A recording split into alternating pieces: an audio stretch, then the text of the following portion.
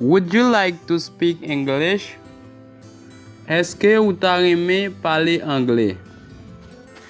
Would you like to speak English? Est-ce que vous aimez parler anglais?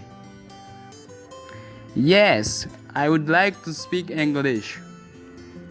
Oui, moi aimé parler anglais. Yes, I would like to speak English. Oui, moi aimé parler anglais. I already live here. Moi vive ici là déjà. I already live here. Moi vive ici là déjà. I will live alone. Moi pral vivre pour compte moi. I will live alone. Moi pral vivre pour compte moi. I drink a lot of water every day. Moi bois un pile d'eau chaque jour. I drink a lot of water every day. Moi bois un pile d'eau chaque jour. I lived with a friend for 5 years. Moi te vive avec un ami pendant 5 ans. I lived with a friend for 5 years. Moi te vive avec un ami pendant 5 ans. I will drink tea with you. Moi pral boire thé avec vous. I will drink tea with you. Moi pral boire thé avec vous. I'm cold. Moi fret. I'm cold. Moi fret. I'm going to leave. Moi pral déplacer. I'm going to leave.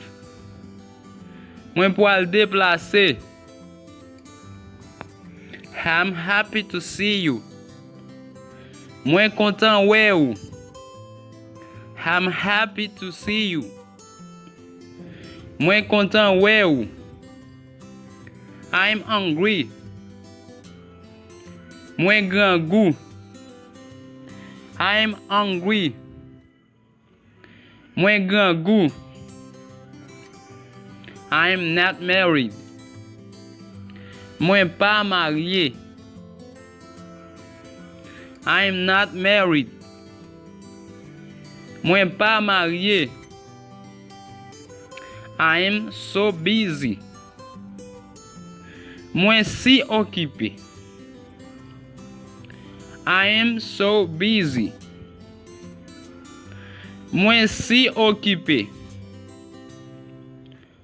I am not ready yet for that. Moi pas prêt pour ça.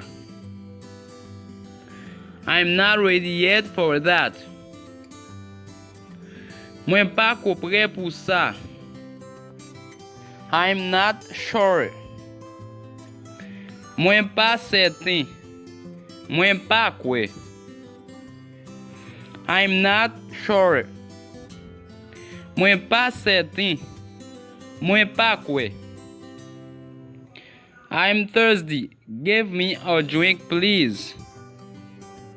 Moi soif. Ban moi yon boisson, tant pis. I am thirsty. Give me a drink, please.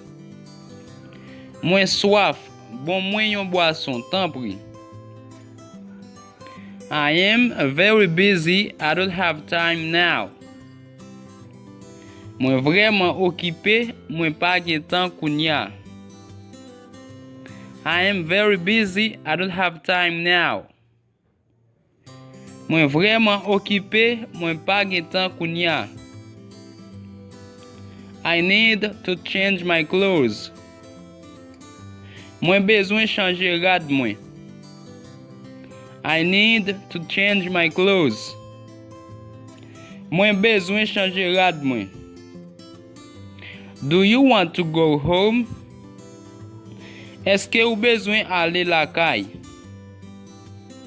Do you want to go home? Est-ce que ou bezwen ale la kay?